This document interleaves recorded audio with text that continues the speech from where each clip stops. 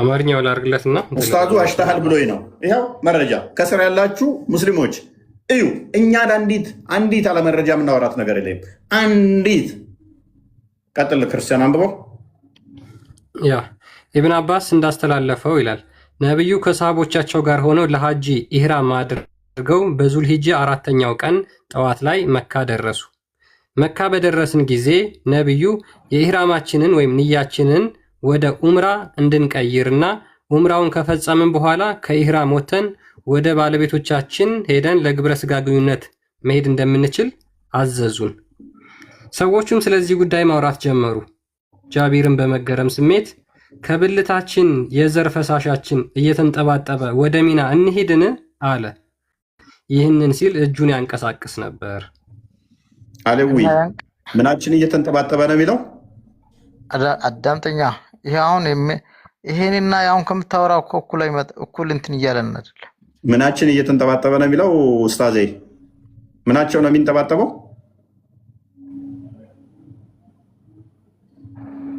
ኡስታዙ ሮጠ፣ ያዘው። ኡስታዙ ቀደደው፣ ኡስታዙ አመለጠ። ይኸው ከስር ያላችሁ ሙስሊሞች ዋሽታል ብለህ ስትመጣ እኔ ጋ ከፍ አድርጌ ነው ክብሌት ማድረግ። ዋሽታል ብለህ ስታስብ ኡስታዝ ሁለተኛ ይለመድ እኔ ቤት ኡስታዝ ነኝ ብለህ ኡስታዝ የሆንክ አካል እኔ ጋ ስትመጣ እንዲህ ትመታለህ፣ ትያዛታለህ። ጃሂል ሆነ ምዕመን ሆነ ተቀምጠ አላቅም ብለህ ተምረህ መውጣት ትችላለህ። አይ እንዲሁ ሞክራለሁ በማውቀው ተፍ ላለው እስልምናን ለመታደግ እንጫጫለሁ ማለት መፍትህ ነው። እኔን ቻሌንጅ አደርጋለሁ ካልክ ግን እጥፍ ቻሌንጅ አደርጋለሁ። እጥፍ ቻሌንጅ ሳደርግ ከስራ አስቀምጬ ሳይሆን ሰዎች እንዲያዩ ፕሮፋይልን በደንብ እንዲያውቁ ከፍ አድርጌ ሂሚሌት ማደርግ። ቤታችሁ እዛ በአረብኛ ምናምን እያወራችሁ ህዝቡን ደልሉት፣ ዋሹት፣ አታሉት፣ አጭበርብሩት። እኔ ጋር መጥተህ ግን አይቻልም። ፖለቲካ ኖ፣ ውሸት ኖ፣ ማታለል ኖ፣ ያለ እውቀት ማውራት ኖ፣ ያለ መረጃ ማውራት ኖ። የፈለግከውን ጠይቀኝ፣ እኔ ያወራሁትን ከሆነ መረጃ ሰጣለሁ። ያለ መቀበል ያንተ መፍት ነው። እሺ ጥሩ፣ እኔ መቀጠል እችላለሁ። ኦኬ ዘወጀል ሙታ እኮ አንተ ምንም አላውቅም አልከኝ። አሁን አንተ ጋር እንዴት ነው የምግባባው? ሙታ ታውቃለህ? አዎ አውቃለሁኝ። ልነግርህ ሙታ ምንድን ነው? እሺ ሙታ ምንድን ነው? የዛን ጊዜ በጂሃድ በበርበት ሶሃባዎች በሰዓቱ በነበረ ያ ሁላቸውም ሚስት ቢኖራቸውም በጂሃድ ላይ ነው የነበሩት እና በዛ ሰዓት ይሄንን ነገር ተፈቅዶላቸው ነበር። ምንድን ነው ይሄ ነገር? ግልጽ አድርገውና ተናገር። ጊዜያዊ ጋብቻ በለው በቃ። አንተ ጊዜያዊ ጋብቻ ማለት ምን ማለት ነው እኮ? ጊዜያዊ ጋብቻ በኒካ ደረጃ ማለት ነው። ዝሙት እኮ ጊዜያዊ ጋብቻ ማለት ሚስት ቢኖራቸውም ተፈቅዶላቸዋል። ጊዜያዊ ጋብቻ ስትል ምን ማለት ነው? አስረዳን። እሱ ይኸውልህ ላስረዳክ። መረጋጋት ትችላለህ? ቀጥል። ጊዜያዊ ጋብቻ ከተባለ ጊዜያዊ ጋብቻ ነው። ጋብቻው ግን ሂደቱ ምንድነው የምለው ነገር ግልጽ ነው። በኒካህ ነበረ እና ምንድነው ዲፋይን አድርገዋል። ጊዜያዊ ስትል ምን ማለት ነው? እድሜ ልክ እስከሚሞቱ ነው ጊዜያዊ ጋብቻ ማለት? እሱ በጊዜ የተገደበም ሊሆን ይችላል። ጊዜያዊ ማለት የተገደበ ማለት ነው። ኦኬ እስከ ስንት ቀን? ለምሳሌ ለአንድ ቀን ይሆናል? ሳምንትም ይሁን 3 ቀንም ይሁን የፈለገም ይሁን እነሱ ጂሃድ ላይ ስለነበሩ እንግዲህ እነዚህ ተፈቅደዋል። ግን አንተ አንድ ነገር ማወቅ ያለብህ ስለዚህ ሳባዎችህ ከሚስቶቻቸው በተጨማሪ ልብስ ፎጣ እየሰጡ ለአንድ ቀን ለ2 ቀንም አገባውሽ እያሉ ወሲብ ያደርጋሉ ማለት ነው። ከዛ ወዲያ ቀኑ ሲያልቅ ያባርሯታል። ስለዚህ አብዱ ይሄ ከሴተኛ አዳሪዎች ጋር ከመገናኘት ምን ልዩነት አለው? ምክንያቱም ያም ለአንድ ቀን ያህል የሆነ ገንዘብ ሰጥቶ እንደውም ፎጣና ጫማ ባይሰጥም ወይም ገንዘብ ሰጥቶ እንደዛ ያደርጋል። ሳቦችህም ደግሞ እየሄዱ ሴቶች ጋር ለአንድ ቀን ለ2 ቀን ለ3 ቀን ገንዘብ እየሰጡ ከዛ ኮንትራት ያደርጉና ከዛ ኮንትራቱ ሲያልቅ ይለያያሉ። ምንድነው ልዩነቱ? ሴተኛ አዳሪነትን ያስጀመረው መሐመድ ነው ብንል ችግር አለው? ወይንም አላህን ያስጀመረው ብንል ከዛ በፊት መቼም ሴተኛ አዳሪዎች እንደዚህ ያሉ ኦኬ አንተ ማለት ትችላለህ። ምክንያቱም አንተ ያለህ ዓላማህ እንግዲህ ዝም ብሎ አንተ ራስህ እኮ ትለዋለህ። አንተ ራስህ እኮ እያልከኝ ነው። አንተ መጀመሪያ መረዳት አለ። ለ3 ቀን ለ1 ቀንም የሆነ ነገር እየሰጡ ወሲብ ማድረግ ነው ከሆነ ዓላማው እሱ ከሆነ ስለዚህ ለሶስት ቀን ተብሎ የሆነ ነገርም የተቀመጠ ነገርም የለም። ጊዜያዊ ጋብቻ ተብሏል። አው ጊዜያዊ ጋብቻ ነበር፣ ግን ደግሞ መከልከሉን ደግሞ ሰምተሃል። እዚህ ጋር አያይዘውልህ መቼ ነው የተከለከለው? መቼ ነው የተከለከለው? ከተወሰነ ጊዜ በኋላ ተከልክሏል። ግን ይሄ ምንድን ነው? የለም የለም። እሺ እንደማመጥ። ምክንያቱም ለምን መሰለህ አብዱ ጊዜያዊ ጋብቻ ተከለከለ የሚለው ራሱ ግጭት ያለበት ችግር ያለበት ነው። አንደኛ በቁርአን ውስጥ የተፈቀደ ነው። ቁርአንን ደግሞ አዲስ ሚወጣ ሌሎቻችሁ አይደ ነው ላፍ አንደኛ በቁርአን ውስጥ ያለ ነው። ሁለተኛ ደግሞ ሙሐመድ ሲከለክል ሲፈቅድ ከራሱ ጋር ተጋጭቶ መጨረሻ ላይ እርስ በርስ አዲሶቹ እንዲህ የሚላተሙ ናቸው። ከዛ በዑመር ጊዜም ሲተገብሩት ነበረ። በአቡበከር ጊዜም በዑመር ጊዜም ሲተገበር ነበረ። ስለዚህ ተከልክሏል። በሙሐመድ ጊዜ ካልከን እና አቡበከር ጊዜ ሲተገበር ስለነበረ ሰሃቦች እንዳለ የአላህንና የነቢይህን ትእዛዝ ማይጠብቁ ይሆናሉ። መልሶ ደግሞ አሊ እንደከለከለ በአሊ እንትን እንዳለ በዑመር እንደተከለከለ ይመጡ ሀዲሶች አሉ። እነሱ ደግሞ ነቢይ አይደሉም። ሀዲሶቹ እርስ በርስ የሚላተሙ ስለሆኑ ቁርአኑ ደግሞ በግልጽ አላህ የፈቀደላችሁን እርም አታድርጉ የሚለውን ሙሐመድ ይሄንን ለዘወጀል ሙታ ወይም ደግሞ ለጊዜያዊ ጋብቻ የተረጎመበት እንደመሆኑ አላህ የፈቀደላችሁን እርም አታድርጉ በሚለው ዑመር ከለከለ ብትል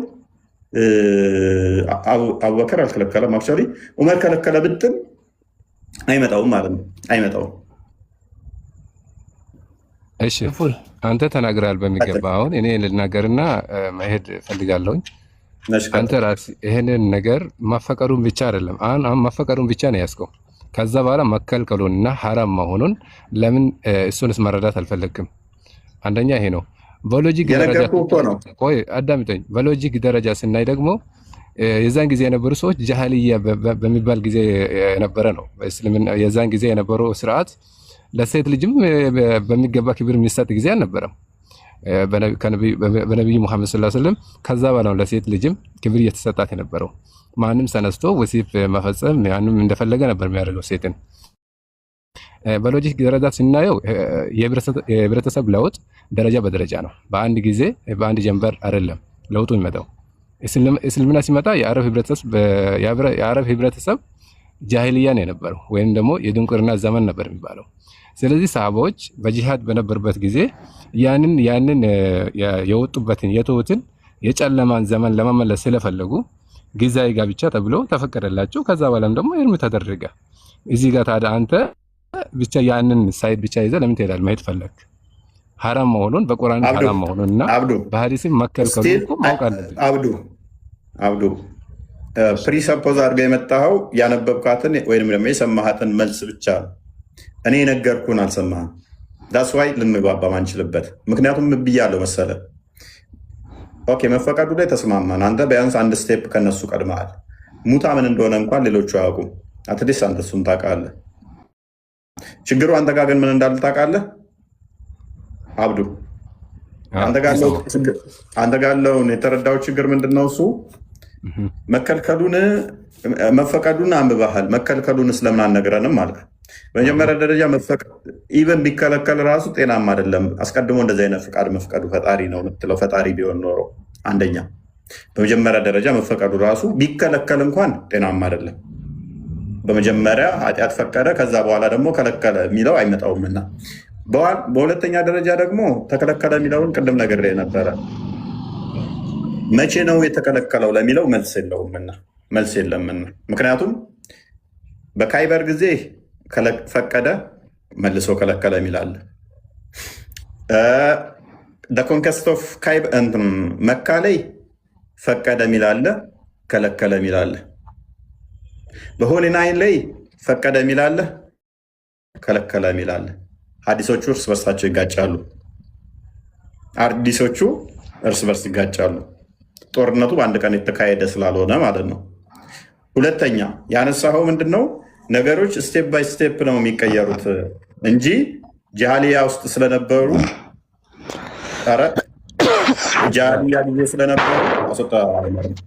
ጃህልያ ጊዜ ስለነበሩ ነገሮች ስቴፕ በስቴፕ ነው የሚቀየሩት አልክ። ይሄ እንትኖችም የሚያስቀምጡት ለምሳሌ መጠጥን ቀስ በቀስ ነው የከለከለው። ልክ እንደዛ አይነት ምላሾች ቢሰጡም ስህተት ነው። እንዴት ነው መሰለ ስህተቱ? በደንብ አስተውል። እነኝን ሙታን የፈቀደው አንደኛ ካይበርን በወረረበት ወይንም ደግሞ ኮንከስት ኦፍ ካይበር ማለት ጃህልያ ናቸው የምትላቸውን ያጠፋበት ጊዜ ነው። ጃህልያዎቹ ጠፉ በሚባል በሱ ጦርነት። ከዛ በኋላ ሁንናይ ባትል ኦፍ ሁንናይ፣ እሱ ደግሞ በኋላ የሚመጣ ነው። መጨረሻ ሙሐመድ ሊሞት አካባቢ ነው እነኚህ ህጎች የመጡት። በመጀመሪያ እንደው ቢሆን እንኳን ቀስ በቀስ ነው ነገሮች የሚቀየሩት። ልክ እንደመጠጡ ብትል እንኳን የተወሰነ ሙሐመድ ለምሳሌ በመጀመሪያ ከመጠጥ ከእንትኖች የተወሰነ ጥቅምን ጉዳትም አለው የሚል መጣ። ከዛ በኋላ ደግሞ ሰክራችሁ ወደ መስጊድ አትቅረቡ አለ ሱራ 442 ወይም 41 አካባቢ ላይ። ከዛ በኋላ ደግሞ መጠጥ ጎጂ ነው የሚል መጣ። ከዛ በኋላ መጠጥ የሰይጣን ነው የሚል መጣ። እሱን ነው የምታመጡት። በስቴፕ ነው የተቀየረው። መጠጥ የተከለከለው በስቴፕ ነው የሚለው። ይሄንኛው ግን እንደዛ አይደለም። ምክንያቱም ሙታ ራሱ የተፈቀደው መካ ላይ አይደለም። መካ ወደ 10 ዓመት ቆይቷል እኮ ሙሐመድ። ጃህልያ ከምትላቸው ጋር ጃህልያ የሚባሉት ጣዖት አምላኪዎቹን እነኛን ነው። አይሁድና ክርስቲያኖቹን ጃህልያ የሚላቸው ወይም ደግሞ እነኛ የድንቁርናው ዘመን ውስጥ ያሉ አይላቸው፣ የመጽሐፉ ሰዎች ነው የሚላቸው፣ ወይም ደግሞ የእውቀት ባለቤት ነው የሚላቸው። ስለዚህ ሙታ የተፈቀደው ነው መዲና ላይ ነው፣ መካ ሳይሆን መካ ላይ ነው። ደናቁርት አሉ ሶሪ፣ ከእስልምናው በፊት ፕሪ ኢስላሚክ ላይ ያሉ ጃህልያ ናቸው፣ መሀይማን ናቸው የሚባሉት። በመዲና ያሉት ደግሞ አይሁዶች ናቸው። እነሱ የእውቀት ባለቤቶች፣ የመጽሐፍ ባለቤቶች ነው የሚባሉት። ስለዚህ መቼ ነው የመጣው ሙታ ራሱ? ካይበር ላይ ለምሳሌ ካይበር መቼ ነው ጦርነት የተካሄደው?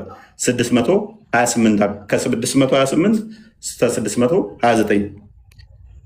ከዛስ ኮንከስት ኦፍ መካን መቼ ነው ያፈረሳት? 629 630። ከዛስ ባትል ኦፍ ሁናይን 633 በኋላ ሶሪ 30 በኋላ። ሙሐመድ የሞተው መቼ ነው? 632። አየህ፣ ህጎቹ መጨረሻ ነው እንጂ የሆኑት መጀመሪያ አይደለም። ሲኬንስ ባልከው አይመጣውም። ሌላኛው ተከልክሏል እኮ ላልከው ቅድም ነገር የነበረ ይኸውን የሙሐመድ ግጭት ነው። ሙሐመድ ከሞተ በኋላ ደግሞ በአቡበከር ጊዜና በኡመር ጊዜ ሲደረግ እንደነበረ ሙታ ሲያደርጉ እንደነበረ ሀዲሱ ተቀምጧል። አንደኛ በል ሙሐመድ ከሞተ በኋላ። ሁለተኛ ኢብን አባስ ደግሞ ምን ብሏል? ችግር የለውም ሙታ ማድረግ ብሎ ተናግሯል። ስለ ሙታ ተጠይቆ ሙሐመድ ከሞተ በኋላ ሙሐመድ ደግሞ በብቸኝነት ቁርአን ያብራራል ብሎ ጸሎት ካደረገላቸው አንዱ ኢብን አባስ ነው። ኢብን አባስ ምን ብሏል? ሙታ ማድረግ ችግር የለውም ሙሐመድ ከሞተ በኋላ ብሏል። ሁለት መረጃ በል። ሶስተኛ ሙሐመድ ከሞተ በኋላ ጃቢር ሙታ ማድረግ ችግር የለውም ብሏል። ዑመር ነው የከለከለን በኋላ ብሏል። በአቡበከር ጊዜም እናደርግ ነበር ብሏል። ዑመር ደግሞ መከልከል አይችልም። በእነኚህ ሁሉ መሰረት ተከልክሏል የሚለው አያስኬድህም ማለት ነው። ግልጽ ነኝ ክርስቲያን? እሺ ጥሩ ማብራሪያ ነው። በጣም እንደዚህ ብለዋል። አንድ የረሳው ደግሞ ምንድነው ሙሐመድ የመጨረሻውን ሀጅ ሲያደርግ ራሱ ፈቅዶ ነበረ ማለት ነው። ሙሐመድ በ632 አካባቢ ነው የመጨረሻውን አንድ ሀጅን ያደረገው ብላችሁ ታምናላችሁ? በዛች ሀጅ ላይ እሱም ፈቅዷል። ስለዚህ ይሄ ነው ማለት ነው የተከለከለ የምትለው ይሄንን ስለሆነ ማለት ነው። መቼ ነው የሚለው ምንም ግልጽ የሆነ ነገር ስለሌለው ማለት ነው።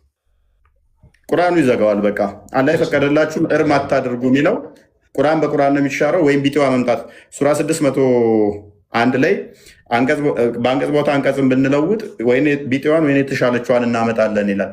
ሙታ ተሽሯል ከተባለ በምንድን ነው የተሻረው? ምክንያቱም ቁርአኑ በግልጽ በአንቀጽ ስፍራ አንቀጽን ብንለውጥ ወይም ቢጤዋን ወይ የተሻለች እናመጣለን ነው የሚለው እንጂ ዝም ብሎ አይጠፋም፣ ንልፋይ አይደረግም።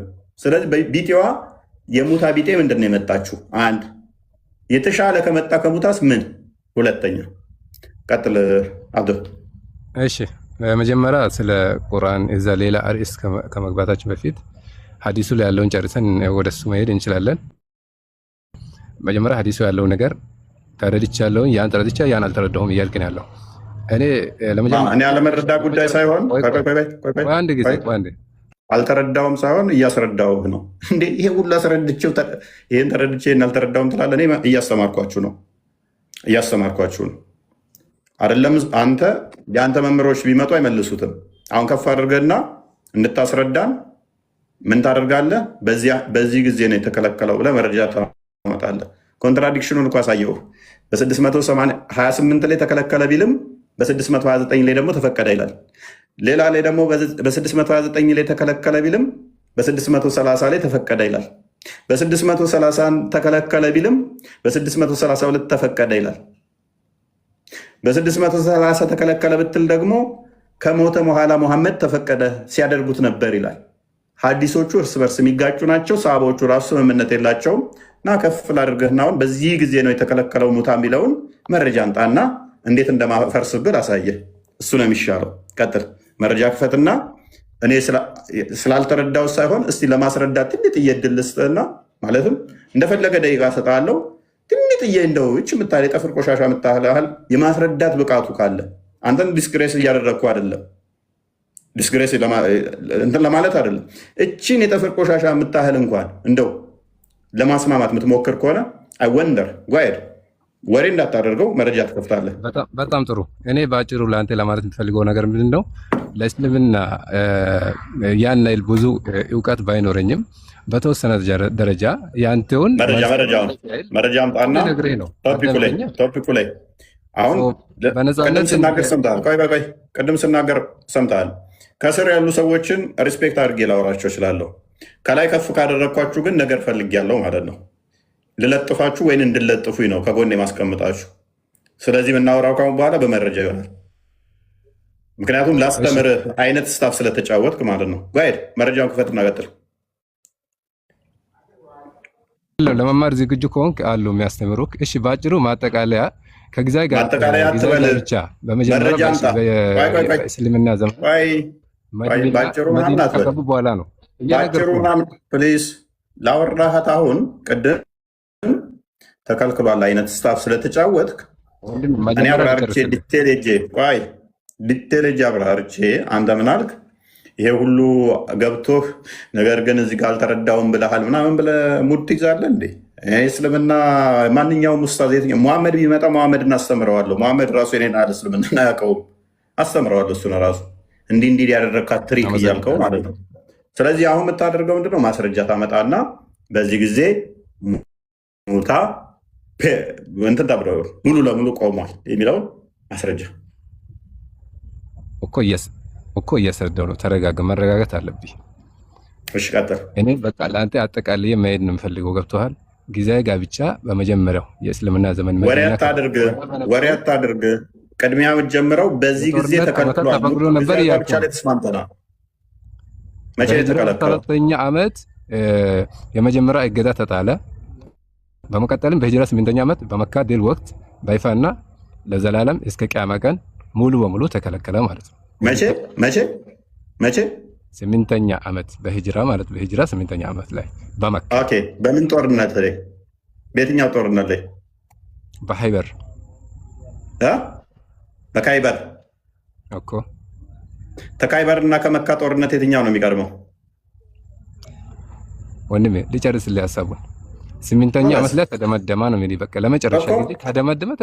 ከመካ ጦርነትና ከካይበር ጦርነት የትኛው ነው ቀድሞ የተካሄደው? ይሄ እሱ የመጀመሪያው ነው። በ7ኛው ጊዜ ነው የነበረው። የትኛው? ለምሳሌ ተፈቅዶ የነበረው በመጀመሪያው በሂጅራ 7ኛ ዓመት ላይ ነበር። በኸይበር ጦርነት። በየትኛው ጦርነት? በኸይበር ጦርነት ጊዜ ማለት ነው። ጎበዝ። ቅድም ደግሞ በደቂቃ ውስጥ ቀየርከው። በካይበር ላይ ነው መጨረሻ የተከለከለው አልከን እኮ። ይኸውልህ በሂጅራ 8ኛ ዓመት ላይ ደግሞ ተደመደመ በመካ ማለት ነው። ገብቷል? እስከ የውመል ቂያማ ድረስ ይሄ ነገር የአህያን ስጋ ማብላት ሐራም እንደምን ሁሉ ያም ጊዜያዊ ጋብቻ የሚባለው ነገር ተደመደመ ማለት ነው። ስለዚህ ይሄ ለምንድን ነው የምለው ከሱ በኋላ ደግሞ እንዳለ ብናሳየስ? ከዛ በኋላ ያለው ነገር ከተከለከለ በኋላ አንተና እኔ ብናደርግ የነብዩን አቋም አይገልጽም። ወይም ደግሞ ነብዩ ራሱ ያደረገውን አንደኛ የመካን እናመጣልሃለን፣ ሁለተኛ ሀጅ ሲያደርግ መጨረሻ ላይ ያለውን እናመጣልሃለን። እሱን እንዴት ታደርገዋለን? ከዛ በኋላ ቀደም ብዬህ ነበረ፣ አልሰማኸኝም እንጂ ምን ብዬህ ነበረ? ካይበር ላይ መጨረሻ ጊዜ የተከለከለ ቢልም በኋላ ደግሞ ኮንከስት ኦፍ መካ ላይም ተመልሶ ሲያደርጉት ነበረ። የሁናይ ላይም ተመሳሳይ ታሪኮች አሉ። በኡመር ጊዜም ሲያደርጉት እንደነበረ ሐዲስ አለ ብዬ ነግሬህ ነበር። አልሰማኸኝም? አየህ። ስለዚህ ከዛ ከተሻረ በኋላ እንደገና ነብዩ ፈቀዱ እያልከኝ ነው? እሺ አምጣልኝ። ሲደረግ ነበር። ቀጥል። ክርስቲያን ሲደረግ ነበር። ሰው ነብዩ መፍቀዳቸውን ልታሳይኝ ትችላለህ? ከመካ በኋላ የነበረው ጦርነት ልናሳየ ነው። ከመካ በኋላ የነበረው ጦርነት ምን ነበር? ለምን መኖር አይደለም እሳቸው ፈቀዱ ወይ የምለው ነው። ኦኬ ከመካ በኋላ አውጣስ ጦርነት ተደርጓል። ከአውጣስ በፊት ደግሞ ሁናይን ተደርጓል። ሁናይን ጦርነት እና አውጣስ ጦርነት ወዲያው የተደረጉ ጦርነቶች ናቸው። ሁለቱም ግን የተደረጉት ከመካ ጦርነት በኋላ ነው። ስለዚህ አንተ ምንድነው ቅድም ያለው ካይባር ክርስቲያን ቅድሚያ መካ አይምን አውጣስን ጦርነት መጨረሻ ስለሆነ የመካውን አስቀድመው። እሱ እኮ ጭራሽ የካይበሩን ያመጣው ካይበሩ ላይ ነው መጨረሻ ያለው ስላለ የመካውን አንጣው ቅድሚያ። ሳይ ሙስሊም 1406 ላይ ያለውን ማለት ነው፣ ቢ ላይ ያለውን ኦኬ። ካይበሩ ቀድሞ የተደረገ ጦርነት ነው። ካይበር ቀጥሎ ከዛ የመጣው መካ ነው።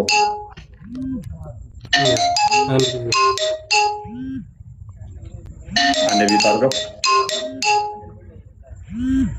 ሜታክ አብዱ በደንብ ሰምታችሁታል። የመጀመሪያ የተከለከለው እሱ ምን ላይ ነው ብሎናል? ካይበር ላይ ነው ብሎናል። ካይበር በመጀመሪያ የተደረገ ጦርነት ነው። ከካይበር በኋላ የመካ ጦርነት ነው። ከዛ እናውጣስ ይመጣሉ። አሁን ከካይበር በኋላ የተፈቀደ መሆኑን አሳየው። ያ ከካይበር ጦርነት በኋላ ካይበር ላይ ነበር ተከለከለ ያለው። ከካይበር በኋላ መካ ወይም ደግሞ ይሄ ኤክስፔንዴሽን ኦፍ መካ ተደርጓል። መካን ያጠፋበት ማለት ነው። መሐመድ ምን ይላል መሰለ? ሳይ ሙስሊም 1406 ቢ ላይ ራቢ ቢን ሳብራ ሪፖርት ዛት ሂዝ ፋዘር ዌንት ኦን ደ ኤክስፔንዲሽን ዊዝ አላስ ሜሴንጀር ዲዩሪንግ ዘ ቪክትሪ ኦፍ መካ። ምንድነው? የዚህ ሰውዬ አባት ከመሐመድ ጋር በመካ ጦርነት ሄዶ ነበረ። የት? መካ። ኤንድ ዊ ስቴድ ዜር ፎር 15 ዴይስ፣ እዛም 15 ቀናትን ቆይተን ነበረ። 13 ፉል ዴይስ ኤንድ ኤ ዴይ ኤንድ ናይት ይልና ኤንድ አላስ ሜሴንጀር ፐርሚትድ አስ ቱ ኮንትራክት ቴምፖራሪ ሜሬጅ ዊዝ ዊመን። በዚያም 15 ቀን በቆየንበት የአላህ መልእክተኛ ጊዜያዊ ጋብቻን ፈቅደውልን ነበር። ኖ መካ አይደለም የሚለው ካይበር ነው። ተሳስተው ነው ነኝ ነገር መካ ነው። ምን ይሻላል አብዱ? ያላ መልእክተኛ መካ ላይ ለ15 ቀን በቆዩበት መካ እንትን ባሉባት ላይ ፈቅዷል።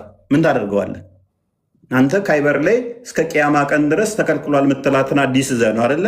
ቅድም ነግሬህ ነበረ ሀዲሶች እርስ በርስ ይላተማሉ ብዬ።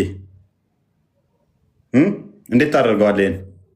አንድ የቀጥል ክርስቲያን ያ አብዱ ይሄን አይተኸዋል?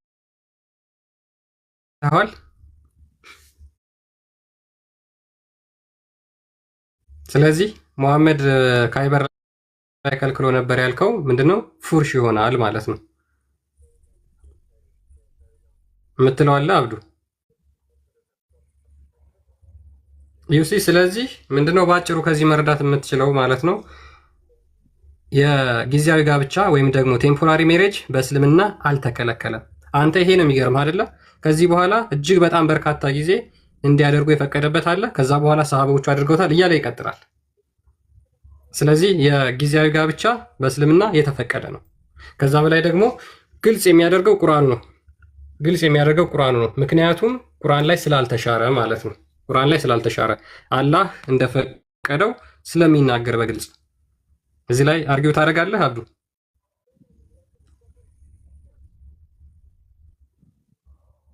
እሺ አንተ አሁን ከመጨረሻ ጊዜ ከተከለከለ በኋላ ተፈቅዷል ነው እያልክ ያለው። ግን እዚህ ጋር መግባባት አንችልም። ግን አስፈላጊ ከሆነ ቻሌንጅ የሚያደርጋቸው ሰው ማገናኘት ይችላሉ። ምክንያቱም እስልምናን ለማውራት በደንብ እውቀት ያስፈልጋል። እኔ ያለኝ እውቀት ነበር እኔ ባልመልሰው ራሱ ተመለሰ ማለት አልችልም። ግን መልሼልሃለሁ። ለመጨረሻ ጊዜ አብዱ ቆይ እንደዛ አስረድቼ ፈፍቻ ጉርሼህ እኔን ቻልን ልታደርግ ሞከርክ። እቺ ገና አንድ መረጃ ነች ያመጣንብህ። ገዛ ማአት አለ እርስ በርስ የሚጋጩ ማለት ነው። ስለዚህ በዚህ ጉዳይ ላይ ሺያዎቹ ለቀጥ ብለው ምንድነው የሚሉት መሰለ? ና ሙታ ቅዱስ ነገር ነው። እንደውም ሙታ ማድረግ ዝሙተኛ እንዳንሆን ይጠቅመናል። አንድ ጊዜ ሙታ ያደረገ ቅዱስ ነው፣ እንደ ሰማዕት ነው፣ እንደ ሁሴን ነው። ሁለት ጊዜ ሙታ ያደረገ እንደ ምርጡ ሐሰን ነው። ሶስት ጊዜ ሙታ ያደረገ እንደ ምርጡ ታማኝ አማኝ የእምነት መሪ እንደሆነው እንደ አሊ ነው። ሶስት ጊዜ አራት ጊዜ ሙታ ያደረገ እንደ ነብይ ነው የሚል ተረት ተረትም አላቸው ሺያዎቹ ደግሞ። እና በሺያዎች ሙታ ማድረግ በራሱ በጣም የተቀደሰ ነገር ነው። በጣም የተቀደሰ ነገር ነው። ምክንያቱም ሲያብራሩት ምን ይላሉ? ዝሙት ላይ እንዳትወድቅ ይጠቅመሃል። ተስማምተ ወሲብ ሰምቲንግ ሰጠሃት ወሲብ ማድረጉ ጠቃሚ ነውና ተስማምተ ስለሆነ የምታደርገው ለ3 ቀን ለ4 ቀን ለ5 ቀን የሚሆን ይህን ማድረጉ በጣም ቤስት ነው። ባለፈው የሞተው ካሚሊ ነው የሚባለው አያቶላ ካሚሊ፣ እሳቸው ራሱ የሰጡበት ፈተዋ አለ። በሺያዎች ባይዞ ትልቅ ቦታ የሚሰጣቸው ናቸው እሳቸው እና ቅዱሱ ሙታ ተብሎ ይጠራል። እነሱ በጣም ትልቅ ቦታ የሚሰጠው ሙታ ትልቅ ቦታ የሚሰጠው እና ይሄ አንሪፊዩትድ የሆነ አርጉመንት ነው እዚህ ላይ ማቅረብ የምንችለው። ሰው ሌሎችን አስቀጥላቸው። ፈይሰል አለ ያ ምን ይፎጋገራሉ መሰላችሁ? ሺያዎች እና ሱኒዎች ውጭው ላይ ሲፎጋገሩ የሙታ አሊ ምናምን ተተባባሉ። እነኛዎች የምን ነበረ ብልትን መቆርጥ ስትላል ለአንተስ የተፈቀደልህ ምናምን ይባባላሉ። የእነኞቹ ላይ ብልታችን እንቆርጥ ነው ሲሉ አለ ሳቦች የተፈቀደላቸው እናንተ እንትን ይባባላሉ። ሞክ ይደራረጋሉ እርስ በርስ። ፈይሰል እስልምና ጨዋታ ማለት አብዱልዋሃብ አለ። ፈይሰል አለ። በደንብ አስተውሉ። ዋናው ነገር ኢቭን እንደው እንዳልኳችሁ ነው። ፈጣሪ ራሱ ይፈቅዳል። እንደው ተከለከለ ፎር ሴክ ኦፍ አርጉመንት እንደው እንስማማ ብዬ ብል ማለት ነው ለእነሱ ብዬ ብስማማ ተከለከለ ቢባል ራሱ ይሄ ጤናማ ነው ብላችሁ ታስባላችሁ? ሚስቶቹን ቤት አስቀምጦ ፎጣ እየሰጠ ለ3 ቀን ለ2 ቀን ወሲብ አድርጎ ሲመጣ እስከ 4 ድረስ ማግባት ባሪያን ወሲብ ማድረግ ተፈቅዶለት እሱም አንሶት መንገድ ላይ ያያትን ደግሞ እንደገና እየተዝረከረከ በፎጣ ወሲብ ሲያደርግ ፈይሰል እንኳን ደህና መጣ።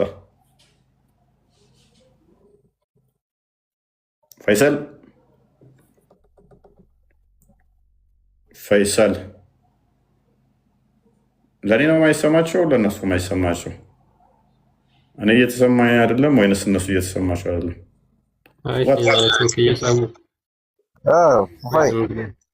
እንኳን ደህና መጣ።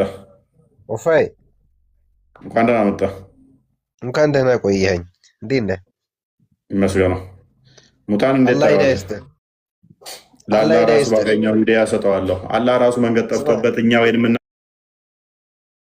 እናንተ በተሳሳተ መንገድ ውስጥ ነው ስለሚል እኔ ለአላህ ራሱ ሂዳያ ሰጠዋለሁኝ። ክርስቶስን እንዲያገኝ እየመራው ወስደዋለሁኝ። ምክንያቱም ሱራ 15 ከ39 ጀምሮ ሴጣን በመንገዱ ላይ ስለቆመ ከሴጣን ጋር ሲያወሩ በመንገድ ላይ እንደሚቆም ሴጣን ስለነገረው አላህ ደግሞ ሱረቱል ፈቲሃ ላይ ቁጥር 6 ላይ ቀጥተኛው መንገድ ምራኝ እያላላ ራሱ በል ሳይል ራሱ ስለሚል ሱራ 30 እናንተ በተሳሳተ መንገድ ውስጥ ነን ስለሚል አላህ ራሱ የተሳሳተ መንገድ ስለሆነ እውነተኛ ሕይወት የሆነው መንገድ ክርስቶስን ሰጠዋለኝ። ዮሐንስ ወንጌል ምዕራፍ 14 ቁጥር 6 ላይ እውነት ሕይወት መንገድ እኔ ነኝ ስላለ ክርስቶስ ያንን እውነት የሆነው መንገድ ለአላህ ሰጠው ነበር። በሚያሳዝን ሁኔታ ግን አላህ የሌለ ጭንቅላቱ ብቻ ሳይሆን የሌለው አላህ እግር የምትሉትን የምታመልኩት እግር እንኳን የለውም። የለም አላህ የሚባሉ በመሐመድ ጭንቅላት ውስጥ የተፈጠረ ነው።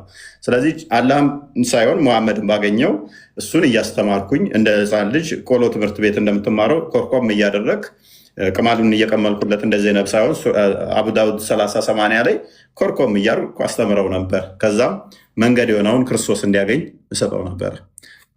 ወደ ፖይንቱ ግባ። እሺ ምን ነበረ ጥያቄያችሁ? ኦኬ ገባው። ሙታ ተፈቅዶ ነበር አልነበረም? ሙታ ያደርጉ ነበር አልሳቦች ሰሃቦች አይደለም። የዛኔ ሰሃቦች አልነበሩማ። ምን ነበሩ በዛን ጊዜ የነበሩት? በመሐመድ ጊዜ ማለት ስለ መጀመሪያ በእስልምና መጀመሪያ አካባቢ ረሱል ሰለላሁ ዐለይሂ ወሰለም የመጡ አካባቢ ማለት ነው። ሙታ ተፈቅዶ ነበር። እሺ ያንን ሙታ ሲያደርጉት የነበሩት ሰሃቦች ናቸው ተፈቅዶ ነበረ ነው የምልህ። ተፈቅዶ ነበር። እሺ ማለት ሐላል ነበር። ማንኛውም ሰው ባያደርገውም ችግር አልነበረውም ማለት ነው። ከዛ ተነሰኸ ወይም ደግሞ ተሻረ ማለት ነው። አላህ እንደፈለገ ማድረግ ይችላል ነገራቶቹን። ሸሪዓው ደንጋፊ ስለሆነ የትኛው ቁርአን ክፍል ላይ ነው የተፈቀደው ነበረ? በቃ እንትን ፕሊዝ የትኛው ቁርአን ክፍል ላይ ነው የተፈቀደው? የትኛው ቁርአን ክፍል ላይ ነው የተፈቀደው? የትኛው ቁርአን ክፍል?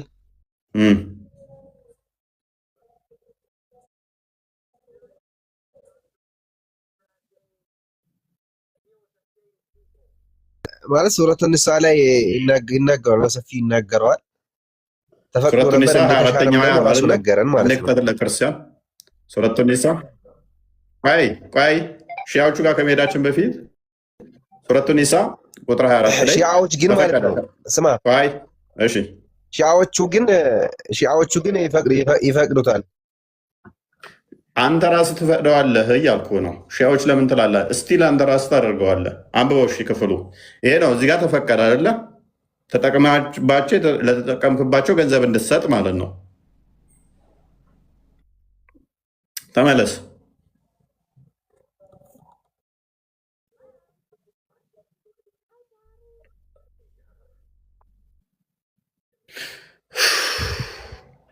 ጋይር ክርስቲያን ቃል የመጀመሪያው ቀጥል ክርስቲያን ቀጥል ቃል። እሺ እንግዲህ ጤናማ አይደለም ይሄ። ኦኬ እሺ ቀጥል እስኪ ወንድማችን። የዑመር ኢብኑል ሐምጣንን ታሪክ ሙታ ማለት ነው። በመጀመሪያ ጊዜ አንድ ጊዜ ትቀጥላለህ አይደለም? የዑመር ኢብኑል ሐጣብ ታሪክ ነው። ኡፋይ አይሰማም እንዴ? ድምጼ አይሰማም?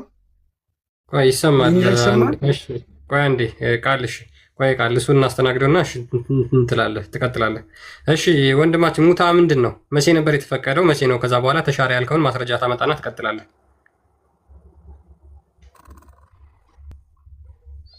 ይሰማል?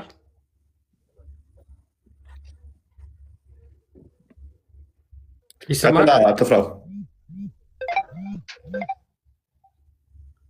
ቀጥል። ማይክ ከፍታል። ቀጥላ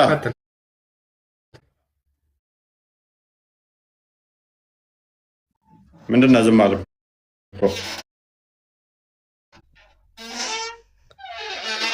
ቶርኩኝ እንትን እያቋረጠኝ ነው። ምንድን ነው ያላችሁኝ? ቁርአን ውስጥ ሱረቱ ኒሳ ቁጥር 24 ላይ የተጠቀማችሁባቸውን ሴቶች ስጧቸው ቢለው ሙታ ተፈቅዷል። ተስማማን። ተነስኳል አልከን አደለ?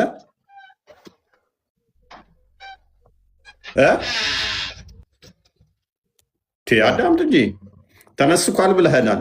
በየትኛው የቁርአን ክፍል ላይ የተሻረው? አንድ ብቻ ማስረጃ አንጣልኝ። ይሄ ቁርአን ክፍል በየትኛው የቁርአን ክፍል እንደተሻረ ማስረጃ ስጠኝ።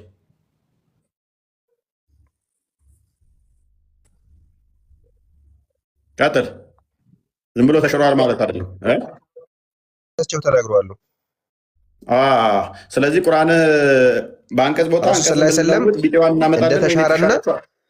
አሁን እንደማይፈቀድ ከዚህ በኋላ እንደማይፈቀድ ራሳቸው ተናግረዋል።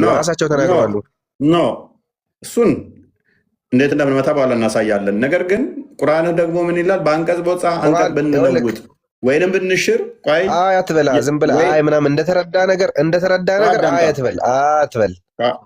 ግንዛቤ እንዳለው ሰው ትመስላለህ። ግንዛቤ የለህም ሲጀመር ማለት ነው። ችግር የለውም። ዊልሲ አይደለም ግንዛቤ እውቀት በጣም እንደመጠቅ ነገር ማለት ነው። ዝም ብለህ አትበል እኮ። አዳምጣ። ከፍ አድርጌ እንዴት እንደምለጥፍ አሳያለሁ። ተዘጋጅ አንተ። አሁን በደንብ አስተውል። ይሄ ቁርአን ክፍል ተሽሯል አልከን። ይሄ ቁርአን ክፍል ምክንያቱም ሱራ 6 101 እና እንዲክፈተው ክርስቲያን ቁርአን ዝም ብሎ እንደማይሻር ቁርአንህ ይናገራል። አንድ አያ ከተሻረ በሌላኛው አያ ይተካል፣ በተመሳሳይ ወይንም በተሻለ ይላል። በየትኛው እንደተሻረ ማስረጃ ታመጣለህ? በየትኛው የቁርአን ክፍል ነው የተሻረው? ዝም ብለህ ቁርአኑን ጠቀስክ። ሱራ 4 ላይ የተጠቀማችሁባቸውን መህራቸውን ስጧቸው የሚለው ጊዜያዊ ጋብቻን የሚመለከት ነው። ያው በሱ ምክንያት ነው የወረደው። አሁን እሱ ተሽሯል ላልክባት በየትኛው የቁርአን ክፍል ነው የተሻረው ነው እኛ ጥያቄ። ምክንያቱም ቁርአኑ በግልጽ እንደዚህ ስለሚል ከአንቀጽም ብንለውጥ በቁርአን ብቻ ነው ይሻላል። በቁርአን ብቻ ነው አዳምጥ።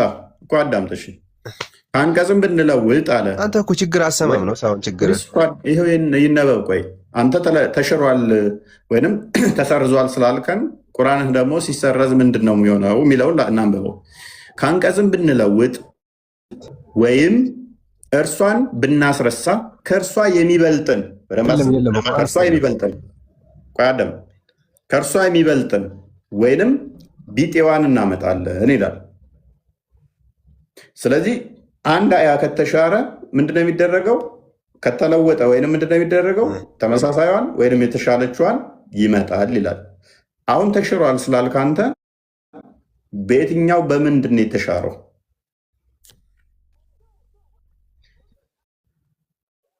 ቀጥል። ወይን የተሻለችውን ህግ ስጠን ወይንም የሙታ ተመሳሳይ ህግ ስጠን። ምክንያቱም ያለ ቃል ዝም ብሎ እንደማይሻር ስለነገረ ቁርአን ወይም ተመሳሳይ ይመጣል ወይንም የተሻለች ይመጣል፣ ዝም ብሎ አይሻርም ብለዋል። ጋይድ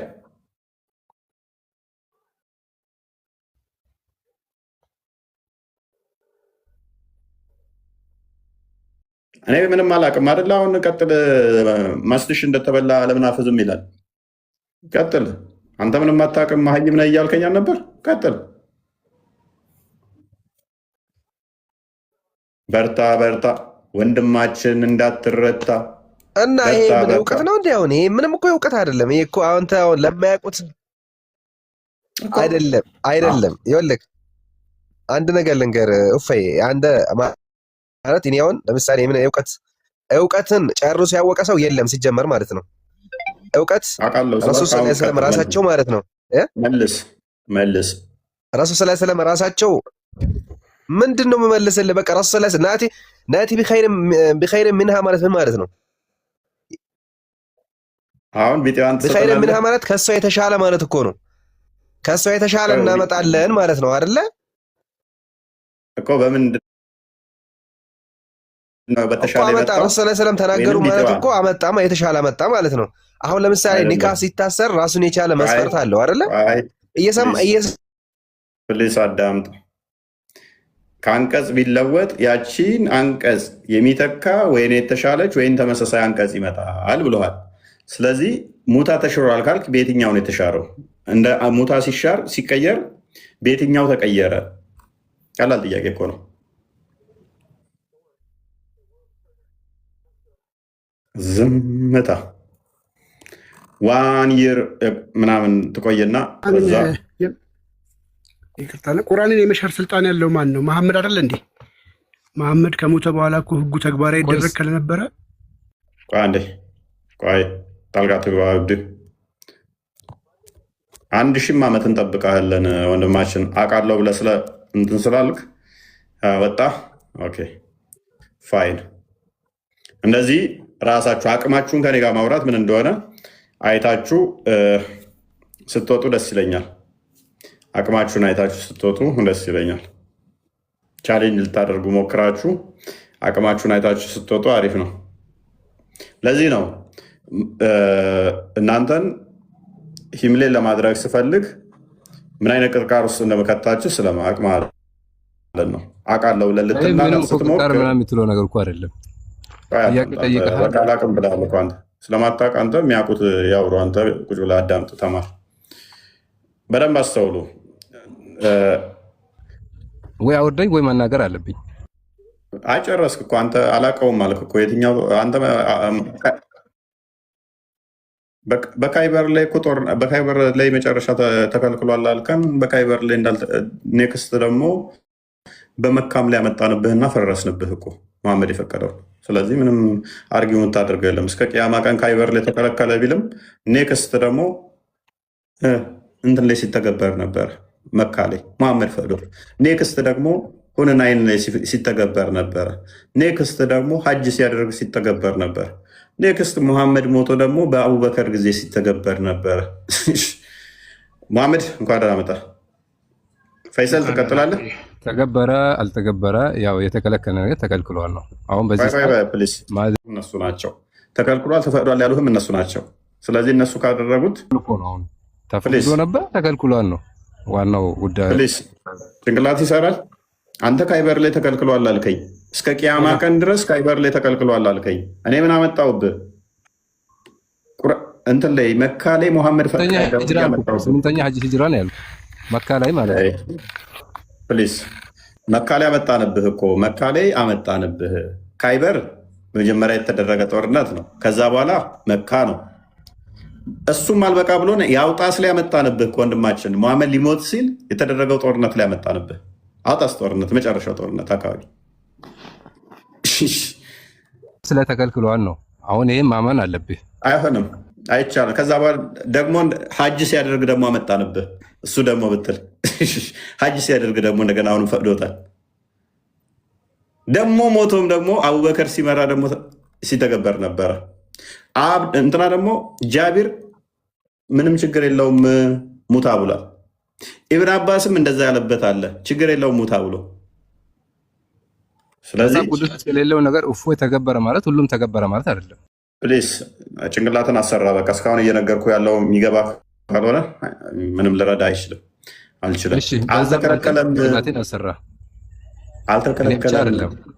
አልተከለከለም። ሰውዬ አንተ እኮ መቼ ተከለከለ አልኩህ? በካይበር ጊዜ አልከኝ፣ በመካ ጊዜ ያመጣውብህ። ደግሞ ቀጥዬ በምን ላመጣብሃለሁ? በአውጣስ ላይ ነቢዩ ሀጅ ባደረገ ብበል ላይ የማመጣልሃለሁ። የመጨረሻውን ማለት ነው። ስንተኛ ሂጅራ ላይ? በቃ በአጠቃላይ በስንተኛ ሂጅራ ላይ? በዘጠነኛውም አለ። በዘጠነኛውም ይካሄድ ነበር። በዘጠነኛው ብቻ ሳይሆን ከዛ በኋላ በ10ም በ11 ብትለው አለ። ምክንያቱም አቡበከር አለ። ቆይ ፕሊስ አንተ አሁን ሳክ አድርገህ ነው ያለው። ተከለከለ ተፈቀደ የሚሉ እኮ ሳቦች ናቸው። ኢብን አባስ ችግር የለውም ሙታ ብሏል፣ ይቻላል ማድረግ ብሏል። ሙሐመድ ሞቶ ራሱ ቁርአንን የሚያስተምረው ትምህርት ከሱ ውሰዱ ብሎ ጸሎት ያደረገበት ደግሞ ኢብን አባስ ነው። ኢብን አባስ አልተከለከለም ካለ አንተ ተነስተ ተከለክሏል ካልክ ኢብን አባስ ደንቆሮ ነው። ሙሐመድ ከኢብን አባስ ተማሩ ያለው ተሳስቶ ነው እያልከኝ ነው። ሙሐመድ ከኢብን አባስ እውቀት ውሰዱ፣ ከኢብን አባስ ተማሩ አለ። ሙታ ችግር የለውም አለ። ጃቢር መጣ። ጃቢር ምን አለ? ሙታ ችግር የለውም አልተከለከለም። መጨረሻ ላይ እንደውም የከለከለን ማን ነው ይላል ጃቢር? ዑመር ነው ይላል። ስለዚህ ተከበረ ማለት ነው። ቴንኪው። ስለዚህ ምን ማለት ነው? ዑመር ነብይ ነው ማለት ነው። እናመሰግናለን። የአላህን ቃል መሻር ይችላል።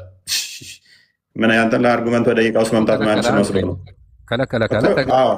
በቃ ዑመር ከለከለው። ስለዚህ የአላህን ቃል ዑመር መሻር ይችላል። እኛም እያልን ያለነው ምንድነው? እሱ ቆይ እንስማማለን። ዑመር የአላህን ህግ ይሽራል። ኡስማን ደግሞ የአላህን ቁርአን አቃጥሎ እንደፈለገ ያጽፋል። ስለዚህ ሳባዎች የምትከተላቸው ቁርአንን ጽፈው ቀልሰው ጨምረው የሰጡህን ነው የምትመራው፣ ነቢ ሳይሆኑ ማለት ነው። ጥሩ ቀጥል ቃል። እሺ ያንን አንተ የተናገርከውን ነው። ይሄ የዑመር ታሪክ መጽሐፍ ነው። ራሳቸው ያስቀመጡት የዑመር ታሪክ ላይ ምንድን ነው የሚለው? በዚህ ጉዳይ ላይ ጊዜያዊ የሙታ ጋብቻን በተመለከተ አቢኒድራህ እንዲህ ብለዋል። ኢብን አባስ ረዲያላሁ ጊዜያዊ ጋብቻን የፈቀደ ሲሆን ኢብን ዙበይር ረዲያላሁ ደግሞ ከልክለዋል። ሁለቱ ማን ናቸው? ሰሃባዎች ናቸው። ሁኔታው ለጃቢር ኢብን አብደላህ ሲገልጽለት እንዲህ አለኝ። ይህ አባባል ከሰው ወደ ሰው የተላለፈው በእኔ አማካኝነት ነው። በአላህ መልክተኛ ጊዜ ጊዜያዊ ጋብቻ እንተገብር ነበር። ዑመር አለ። ዑመር ምን አደረገ? መጣና ዑመር ማለት ነው። ዑመር ረዲያላሁ ኸሊፋ ሲሆን ጊዜ አላህ የሻውን ነገር ለመልክተኛው ፈቅዶላቸው እርሳቸውም ፈቅደዋል አለ። አላህ በፈቀደ ጊዜ ለመሐመድ ፈቅዶለት፣ ለመሐመድ ፈቅዶለት፣ እሱም ፈቅደዋል፣ መሐመድን ፈቅደዋል፣ አላህም ፈቅደዋል አለ። ዑመር ነው ባዩ። ቁርአንም ወርዶ ተጠናቀዋል አለ። 4 ነጥብ። ሁለቱም ጋር ካያችሁ ይህም ባዩ ማነው? ዑመር ነው። በመሆኑም ሐጅና ዑምራ አላህ ባዘዛችሁ መሰረት ፈጽሙ። 4 ነጥብ። በእነዚህ ሴቶች ጉዳይ ለጋብቻ ውሳኔ አድርጉ። ሴቶቹ በሙታ የተያዙትን ማነው ባዩ? ዑመር። ከእንግዲህ አንድም ወንድ ጊዜያዊ ጋብቻ እንዲፈጽም ጊዜያዊ ጋብቻ ፈጽመው ወደ እኔ ቢመጣ በድንጋይ እንዲወገር አድርጌ የምገለው ቢሆን እንጂ ብሎ ዑመር ዘጋው ማለት ነው። ይህ ዘገባ የሚያሳየን ጊዜያዊ ጋብቻ በነቢዩ ጊዜ ተግባራዊ የሚደረግ ነበረ መሆኑን ህገወጥ እንዲሆን ያደረገው ዑመር መሆናቸውን ነው ብሎ ይዘግባል። ታንኪዩ። በአቡበከር ጊዜ ተገበር ነበር አለ ጊዜያዊ ጋብቻ። አብዱ የመጀመሪያው ነጥብ ጨርሰን ወደ ሌላ ማለፍ ያለብን።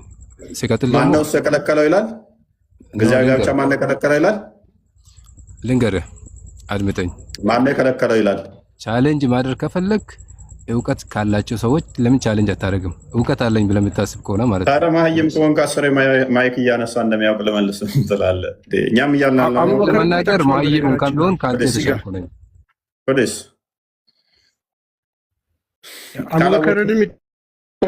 አንተ የሚበልጥ ዘገባው ይላል።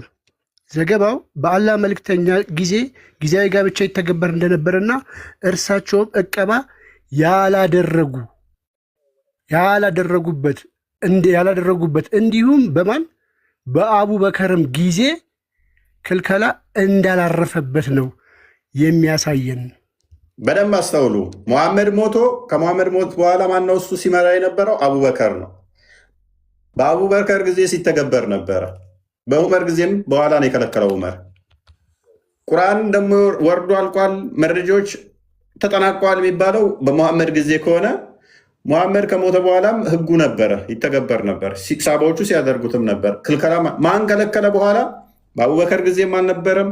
በኋላ በዑመር ጊዜ ነው ዑመር የከለከለው። ዑመር ነብይ ነው ወይ? አይደለም። ራይ ወይ ይወርድለታል ነው ሲፈልግ ታሁን በኋላ ብታደርጊ በድንጋይ ወግርሻለሁ ሲላቸው ፈርተው አቆሙ። ኢብን አባስ ሲጠየቅ ችግር የለውም ይላል። ጃቢር ሲጠየቅ ችግር የለውም ነቢያችን አልከለከለም ይላል። ተከልክሏል ብለው የሚያመጧቸው ሀዲሶች እርስ በርስ የሚጋጩ ናቸው፣ እርስ በርስ የሚላተሙ ናቸው። ስለዚህ ጠብህ ከማን ጋር ይሆናል? እኔ በነቢያችሁ ጊዜ ከተከለከለ እስማማለሁ፣ ጥሩ። ሰሃቦቻችሁ ዘማዊ ነበሩ ማለት ነው። ምክንያቱም በአቡበከር ጊዜ ነቢያቸው የከለከላቸውን ሲተገብሩት ነበረ ማለት ነው። በአቡበከር ጊዜ ሰሃቦቻችሁ እነ ኢብን አባስ ሙሐመድ በብቸኝነት ቁርአንን ያስተምራል ያለው ኢብን አባስ የነቢያቸው አጎት ልጅ ችግር የለውም ሙታ ፎጣ እየሰጡ ወሲብ ማድረግ ብሎ ሲተገብር ነበር።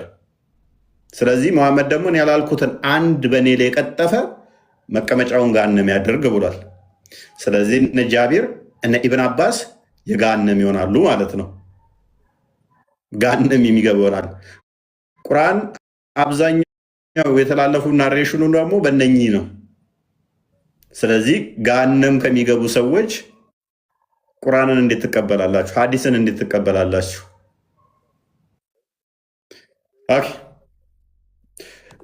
ትቀበላለህ ክርስቲያን? ያ ካሉ መሐመድ አለ አለ። ኦኬ፣ እንዴት ታየዋለህ ጊዜያዊ ጋብቻ በእስልምና? ጊዜያዊ ጋብቻ ታደርጋለህ አንተ?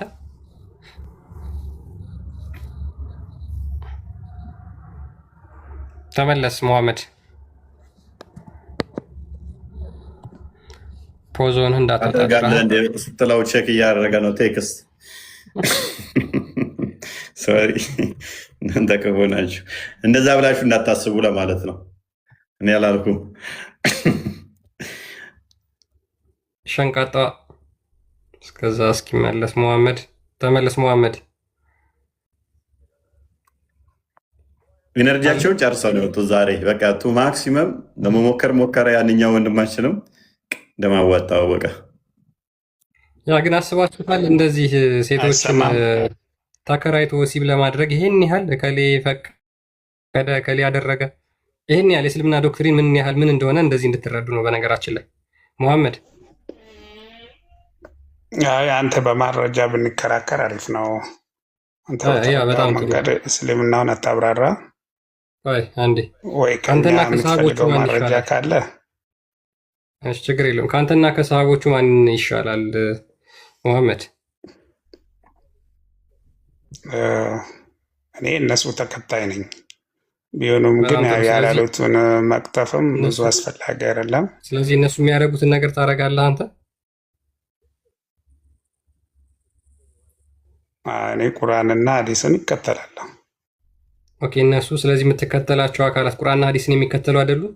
ስለዚህ በማረጃ የሆኑትን እነሱ የሰሩትን ተከትዬ እሰራለሁ። እኔ እነሱ ቁርአንና ሐዲስ የሚከተሉ ናቸው ወይስ አይደሉም? ናቸው እንጂ። ስለዚህ አንተ እነሱን ትከተላለህ። እነሱ የሚያደርጉትን ድርጊት፣ እነሱ የሚናገሩትን ነገር ያው እንደዛ ቁርአንና ታደርጋለህ ከእነሱ ሐዲስን ጋር? ይከተላለሁ። ኦኬ ብዙ እነሱ ጊዜ እኮ የሚያደርጉትን ግለሰብን ድርጊት አይደለም የምትከተለው። ኦኬ ችግር የለውም። ሙታ ጋብቻን ታደርጋለህ? ጋብቻ ይኸውልህ በምክንያት ለጥቂት ጊዜ ተፈቅዶ ነበር። በጦርነት በነበሩበት ጊዜ እና ለስንት ቀን? ረዥም ጉዞ በነበሩበት ጊዜ ተፈቅዶ ነበር። ወደ አሁኑ ተከልክሏል። ሚስቶቻቸው ወደ በሌሉበት ሰባተኛው ማለት ነው። ሂጅራ 7ኛ እና 8ኛ መጨረሻ አካባቢ በ630 ዓመት ዓለም አካባቢ ዓመት ዓለም የመጨረሻው እንትን ጊዜ ተከልክሏል እና ለአንዴና ለመጨረሻ ጊዜ ነው የተከለከለው። ኦኬ መቼ ነው ያደረጉት? መቼ ነው የተከለከለው? እሺ ከነዚህ መካከል በራሱ ዓለም ውስጥ እኮ ነው ያለ። ራሱን እኮ ነው እያወራለሁ። ዓመት ዓለም ውስጥ ነው ገና።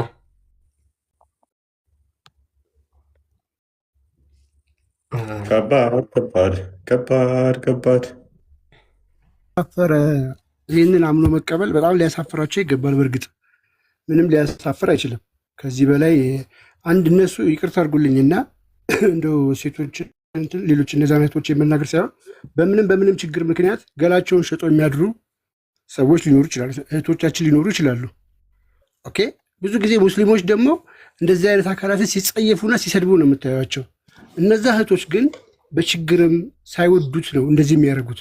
የሆነ ቀን በሆነ ሁኔታ ሊመለሱ ይችላሉ። ንስሐ ገብቶም ጥፋታቸው ገብቷቸው ወይ ኑሯቸው ተስተካክሎ ሊመጡ ይችላሉ። ሙስሊሞች ግን እድሜ ልካቸውን በገንዘብ እየገዙ ያንን ሲፈጽሙ ይኖራሉ። በምን ሞራላቸው ነው እነሱ የሚናገሯቸው? ሌላው ቢቀር ለአንድ ቀንም ቢሆን ነቢያችን የሚሉት እና ሰሃባዎቹ ይህን ሲፈጽሙ ነበረ ተብሎ መወራቱ በራሱ በጣም ከባድ ነው። ከዚህ ምንድን ነው ጥሩ አርአያ የምትማሩት ከመሐመድ? ዩቱብ ቼክ አድርግ ክርስቲያን። ከባድ ነው ለሙስሊሞች ከባድ አይደለም። ምኑ ነው ከባድ የሆነው? ለሙስሊሞች ለአንተ የከበደ ከባድ ምኑ ነው? አይደለም። ሰው ጋር ሲያዩት ነው የሚቀፋቸው። ራሳቸው ጋር ሲያዩት አይምሯቸው ምንም አይመስላቸውም። ስ ኖርማል ቀለል አድርገው የሚያስቡት ራሳቸው ጋር ሲሆን፣ ሰው ጋር ሲያዩት ነው በቃ ዝግንን የሚላቸው። ሰው ጋር ያዩት እንደዚህ አይነት አሁን ሰንበዲ ሲያደርገው ብዙ ቤላ ይላል። አስተምሮት ላይ እኮ አለ ሲባል ታዲያ ምን ችግር አለ? ነብይ አድርጎታል እኮ ስትባል ታዲያ ነብይ ካደረገውማ ችግር የለውም። አንተ እኮ የተከለከለበትን ማየት ነው ያልቻልከው። ጭንቅላት አንተ አልሰራ ካለ ካዳኔ አንተ የኔ ለማየት ነው የገረመሃል። የአንተ ጭንቅላት አለመስራቱ አልገረመህም? ሳስረዳ እስካሁን አልሰማም። ለምን? ምኑ ነው የኔ ያልሰራው? ምክንያቱም መቼ ነው የተከለከለው? ሲማረጃ 630 አልኩ እኮ የኸብር መጨረሻ እንትን አካባቢ። በየትኛው ጦርነት ላይ? በኸብር ጦርነት። በካይበር ጦርነት 630 አይደለም የተካሄደው፣ 7ኛው መጨረሻ አካባቢ። ምንድን ነው 7ኛ? ስለዚህ 628 አካባቢ ማለት ነው። ከዛ በኋላ የመካ ጦርነት ተካሂዷል። የመካ ከዛ በፊት ነው። እንትን አድርገው ክርስቲያን ዋርኒንግ እንዳይሰጥ በፊት ነው። አውጣስ ጦርነት ነው። ከዛ በፊት አለ አውጣስ ጦርነት አለ፣ የመካ ጦርነት አለ። ከምንም በላይ ደግሞ ነብይህ ሞቶ ራሱ በአቡበከር መሪነት ጊዜም አልተከለከለም ነበር። ከሞት መቃብር አፈር መካ መከፈት ወደ 8ኛ አካባቢ በግልጽ ነው የተናገሩት። ይሄንን በአውጣስ ጊዜም ተደርጓል እያልኩ እኮ ነው። አውጣስ የመጨረሻው ጦርነት ሰውዬ፣ እኔ በማረጃ እኮ ነው የሚነግርህ። በመረጃ የመጨረሻ ጦርነት የመካ መከፈት ወንድማችን በመረጃ ነው የሚነግረን። የከበር ጦርነት ነው ቆይ በመጨረሻ የከበር ጦርነት ነው መጨረሻው። ከናውጣሱም መጨረሻው ካይበር ነው። ስለዚህ እሱ በመረጃ ነው የሚያወራው፣ እኛ ለመረጃ ነው። አሁን የመጨረሻ መሆኑን ጦርነቱን አሳየን። ቀጥል። ከጎኔ ትቀመጥና ኢሚሌት ትሆንና ተረት ተረት እንደምታወራ ህዝቡ ይረዳና ትወጣለህ። እንደሚያቃክት ስላደረግክ ማለት ነው። ተረት ተረት አውርተህ እንትን ስላልክ ማለት ነው። ቀጥላው ካይበር የመጨረሻው ነው ብሏል። የመጨረሻው ጦርነት ነው ካይበር ብሏል። በስንተኛው የመጨረሻው ካይበር? ስፓይን ክፈታው ማስረጃው ይኸውልህ በ600 ዓመት ዓለም በ28 አካባቢ መጨረሻ ላይ መካ ሲከፈት በግልጽ የተናገሩት እሳቸው ማለት ነው። ከናውጣስ በኋላ ነው የተካሄደው የካይበር ጦርነት የሚለውን ካይበር ጦርነት መጨረሻ ነው። 7ኛ መጨረሻ አካባቢ 628 አካባቢ እሱ እኮ 628 እና 630 ልዩነት አለው ወንድማችን። 630 ውስጥ ጦርነት አካሂዷል። አንድ 628 ከሆነ ካይበር 633 እና 29 ላይም ጦርነት አካሂዷል መሐመድ። ከ30 እና መካ መከፈት በ630 ነው መካ የተከፈተው አይደል? አዎ መካ 630 ከተከፈተ ካይበር ደግሞ 628 ነው የተካሄደው። በ630 በራሱ ማለት ነው ይበልጠው። 630 በራሱ ተከልክሏል። በ630 መካ ሲከፈት ለመጨረሻ ጊዜ ነው የተዘጋ። በጠፍረ ነው እንደሚሰማው ካይበር መጨረሻ ጦርነት ነው ካልከኝ በኋላ መልሰ ደግሞ መካ 630 ላይም ትለኛለህ። መካ 630 ነው፣ ካይበር 628 አካባቢ ነው። 28 ወይ 29 በሁለት ውስጥ ነው። መረጃዎቹ ፊክስድ ስላልሆኑ በ6ኛው ሂጅራ ማለቂያ እና 7ኛው ሂጅራ ማለቂያ ላይ እነኚህ ላይ ነው የካይበር ጦርነት መጨረሻው አይደለም። ከዛ በኋላ እናውጣስ ይመጣሉ።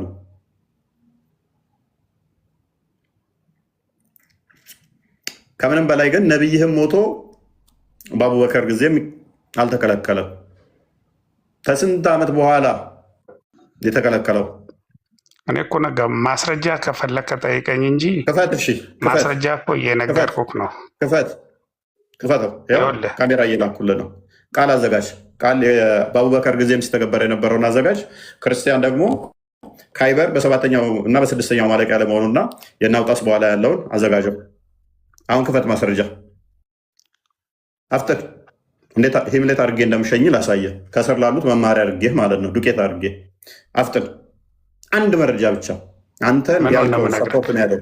አንድ ብቻ 630 አልኩህ እኮ ክፈተው። ካይበር መጨረሻ ክፈት። 630 በኋላ ካይበር እንደተካሄደ ጦርነቱ እዛ ላይ መጨረሻ እንደተጠናቀቀ እነኛ እናውጣስ እነ መካ ኮንከስት ኦፍ መካ ከዛ በፊት እንደነበሩ ማስረጃውን አሳየን። በ28 እና 29 አካባቢ የነበረውና የካይበር ጦርነት ነው የፈለከው አንተ? ቆይ ቃል እንዳገባ ማስረጃውን አንተ በመረጃ ነው። የትኛው ማስረጃ ነው የፈለከው? ላወራሃት ማስረጃ ያወራውን ነገሩ እኮ የመጨረሻ በ28 እና 29 በ30 የመጨረሻው ነው የመካ መከፈት ሲደረግ። በዚህ መጠን አላህ ጭንቅላት ሳይኖረው እናንተ ለነገሩ ጭንቅላት ሊኖራችሁ አይችልም። መካ የመጨረሻው ነው። ከካይበር በፊት በኋላ የተደረገ ካይበር የመጀመሪያ እንትን ነው የሚሆነው። ቀጥል አንብበው። በ6ኛ እና በ7ኛ አካባቢ ነው የካይበር ጦርነት መጨረሻ ዱድ አንብበው። ቀጥል። የሃይበር ዘመቻ የተካሄደው በ6ኛው ዓመተ ሂጅራ ከልክለው የነበረ ቢሆንም መካ በተከፈተች ጊዜ እንደገና ክልከላውን ምን ብለዋል? አንስተው ነበር። ታንኪዩ። ስለማ ምን አለን? ካይበር መጨረሻ ነው። በካይበር ላይ ተከልክሏል። ካይበር መጨረሻ ነው። ካይበር ተከልክሏል። ካይበር መለቂያ ጦርነት ነው። እንደዚህ አይነት ጭንቅላት እዛችሁ እዚህ መታችሁ ስትሞግቱ ነው ማለት ነው። አላህ ቢመጣ አስተምራ የምንለቀው ከላይ ማስረጃ ያቀረብክበትን መጽሐፍ አሳየው። መጽሐፉ ከላይ ገጹን አሳይ። ይሄ ምንድን ነው? የምኑን ገጽ? ይኸው ገጽ ነው። ይሄ የምን ክታብ ነው የምታሳየኝ? ዑመር ኢብኑል ኸጣብ የነቢይ የዑመር ታሪክ የትኛው ክታብ ነው? የዑመር ኢብኑል ኸጣብ ታሪክ ተሰንዶ የተቀመጠ ማለት ነው። ይሄ ዑመር ኢብኑል ኸጣብ ታሪክ ብለህ እንደ ማስረጃ ይዘህ ትቀርባለህ እንዴ? አያገለግልም። ፌክ ነው ማለት ነው። እኔ እኮ ሀዲስ ነው የነገርኩህ። ፌክ ምናምን እኮ የሚባል ነገር የለም። ሀዲስ ነው እንዴ? ይሄ ሀዲስ ነው እንዴ? ይሄ ሀዲስ እኮ አይደለም። ሀዲስ ነው የነገረን። ሀዲሱ ምን ላይ ነበር የሚገኘው? ይሄ ሀዲስ ነው። ሀዲሱ ምን ላይ ነው የሚገኘው? ንገረን። አይደለም እንደ ማረጃ እኮ ያቀረብከው ሀዲሱ እኮ አይደለም ያቀረብከው አይደለ? አሁን ተናገር። ሀዲሱ ምን ላይ ነው የሚገኘው? በዚህ እንተማመን። አሁን እንደ ማረጃ ብለህ ያቀረብከው እንደዚህ አይነት ድንቁርና በእናታችሁ ና። ክርስቲያን ደግሞ በመጽሐፍ አሁንም ደግሞ ደግመን እናሳየ። መጽሐፎቹ ላይ አንደኛ እነሱ የሚጠቀሟቸውን በእንግሊዝኛ መክፈት የሚቻል ነው። ይኸው ህዳግ ላይ ተጠቀመው፣ ሙስሊምን ተጠቅመዋል፣ አልዋኢን ተጠቅመዋል፣ አህረር መሻሂ አልኢስላም። እነዚህ የፊቅ የዑመር ኢብኑል ኸጣብ ታሪኮችን ህዳጉ ላይ ተጠቀመ ነው። የታተመው በነጃሺ ማሳተሚያ ቤት ነው። ይኸው ህዳጉ ማለት ነው። ሲራዎቻችሁ ናቸው እንዳለ ሲራዎቻችሁ። ይሄ በአረብኛ ተጽፎ የተቀመጠ መጽሐፍ ነው። በአማርኛ ስታየው ግን ትርጉም ነው። ትርጉም ነው ይታያል። አንዴ መማማሪያ እንድናደርጋቸው ነው። መማማሪያ እንድናደርጋቸው ስለሆነ አዳምጡ፣ ችግር የለውም። እንደዚህ አይነቶችን ዱድ ስናገኝ ከስር ላሉ ሙስሊሞች ከእስልምና እንዲወጡባቸው፣ ምክንያቱም እዚህ ገብተው በሚቀጥፉት ምንም ያለመረጃ በሚቀደዱት የራሳቸውን መጽሐፍ በሚቅዱት ዕለት ዕለት በትንሹ 10 ሰው ከእስልምና ይወጣበታል። መሯቸው። ምንድን ነው የሚያወራው? አለመረጃ። እነሱ መረጃ እያመጡ እሱ አለመረጃ ዝም ብሎ የሚቃዣው ብለው ጨጓራቸው ሚያማቸው ኩላሊት ታማሚ፣ አንጀት ታማሚ ምናምን መሆን የሰለቻቸው ከእስልምና ይወጣሉ። ምክንያቱም ምርር ብሏቸው ያለመረጃ እስልምና ማውራት ነው፣ ተረት ተረት ነው ብለው ይወጣሉ። አሁን ደግሞ ክርስቲያን ይደግመሃል። ካይበር መሸነፍ በስንተኛው ላሳያ። ካይበር የተካሄደው በ7 ወይም በ6ኛው ሂጅራ ላይ ሲሆን ኮንከስት ኦፍ መካ ደግሞ መሸነፍ ያሳያለ። ኧረ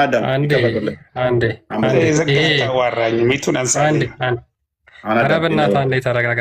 ቢያንስ ሙስሊሞች እባካችሁ ጭንቅላታችሁና ጆሮአችሁን ለመጠቀም ሞክሩ። ኦኬ፣ የካይበር ጦርነት መቼ ነው? እስኪ አንዴ ሚዩት አድርግ በእናትህ። የካይበር ጦርነት ወይም ባትል ኦፍ ካይበር መቼ ነበር የተደረገው? አንዴ ሚዩት አድርግ እስኪ። መቼ ነው የተደረገው? በ6ኛው ወይም በ7ኛው ዓመተ ሂጅራ ነው የተደረገው የካይበር ጦርነት ማለት ነው። ስለዚህ መቼ ነው? ከመካ በፊት አገኘህ? ከመካ በፊት ያ በባትል ኦፍ ካይበር ነው እኮ እኔ የሚያልኩ ከመካ በኋላ ቢያለው እናት ካላህ ማይሻል ሰው ቤታችን እየገባ እኮ አግማሙብን እኮ። ምንድን ነው ዛሬ ካላህ የባሰ ጭንቅላት አልባለ ለካ። በኢየሱስ ይነበብ። አንዳቸው መረጃ ሲጠቅሱ አይታችኋል?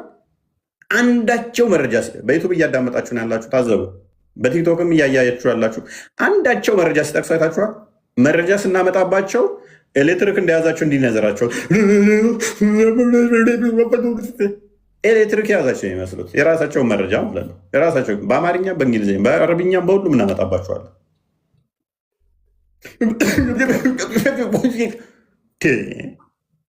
ምንድን አልቀበልም በልና ልቀውጣ። ጭንቅላት የሌለው እግር አላመልክም በልና ውጣ።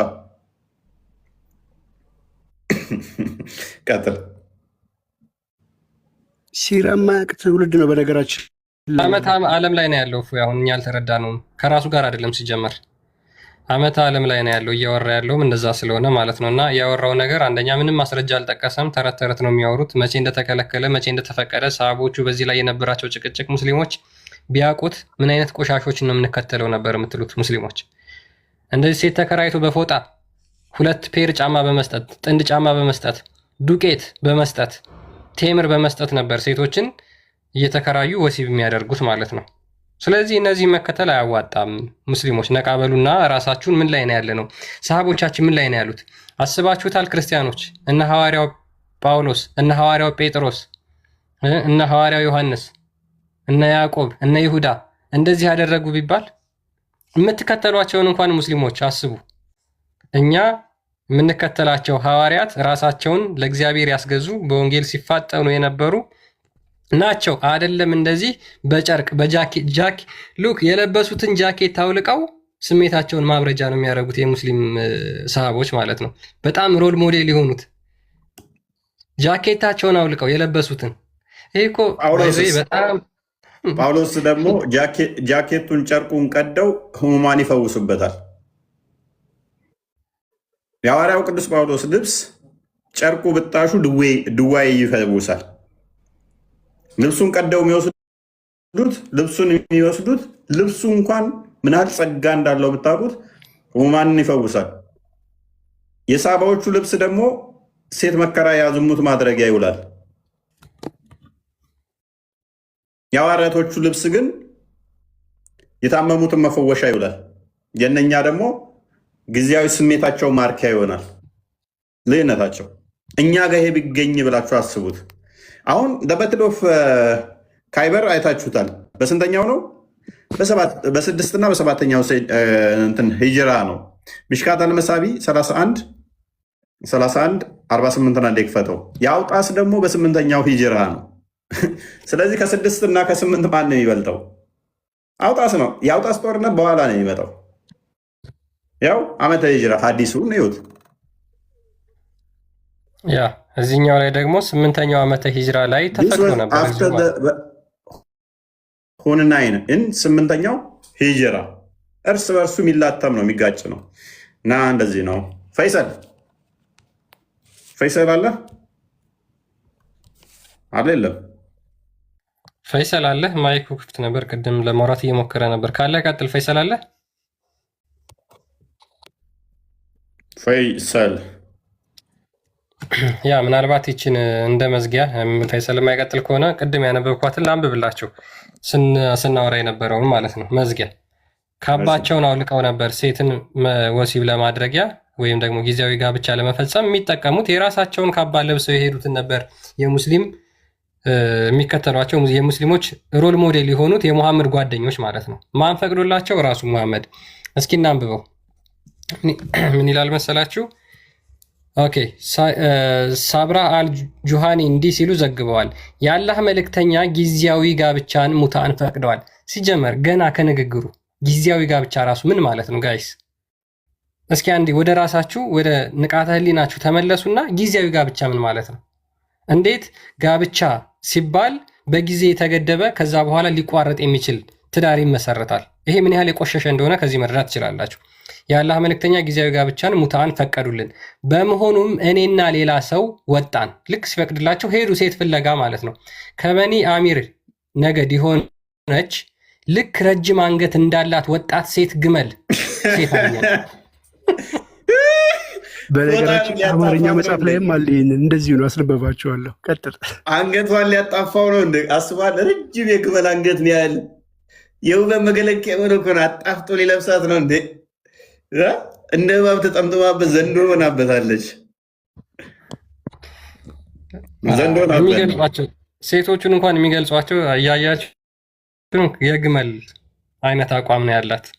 እኔ ሙስሊሞች የምር የግመል ስሜት ነው ያላቸው ወንዶቹ ማለት እኮ ነው።